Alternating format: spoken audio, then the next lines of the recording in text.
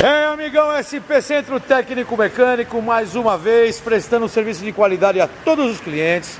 Hoje eu quero falar para vocês Honda Fit, o famoso defeito na caixa de direção elétrica do Honda Fit. Temos um Honda Fit aqui no elevador, tá?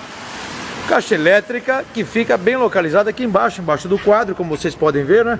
Tá ali já um pedaço da caixa elétrica ali. Aqui atrás o motor da caixa elétrica, tá certo? O que eu quero dizer para você, caixa elétrica é essa, tá aqui, ó. Separei para vocês terem uma ideia como funciona, né? Como que é o sistema de maneira geral. Temos aqui, ó, parte de motor, né? Motor elétrico, tá certo? Temos aqui dentro uma pequena placa também eletrônica. Temos sensor de ângulo aqui, ó. Parte de sensor de ângulo aqui dessa caixa. E a parte mecânica dividida aqui por cremalheira, certo? A cremalheira sai aqui para fora. Qualquer defeito mecânico que tiver aqui na cremalheira vai resultar num defeito eletrônico, certo? Aqui na caixa, porque esse motor, ele é quilogramas força, tá certo?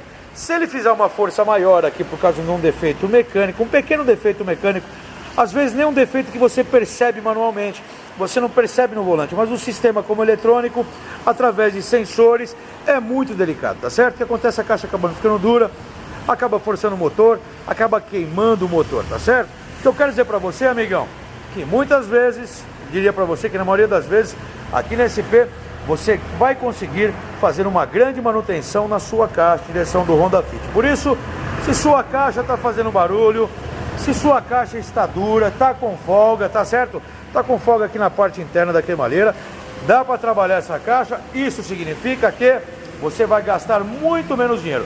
Onde você vai encontrar tudo isso? Você vai encontrar aqui nesse SP Centro Técnico Mecânico, uma empresa que é referência em São Paulo. Por isso, você que tem um Honda Fit, quer fazer um trabalho, uma manutenção com qualidade, assista esse vídeo, liga para cá, faça um contato, não custa nada. Marca os telefones que eu vou te passar agora. Ligue 011 2364 7388 ou 011 2364 7488.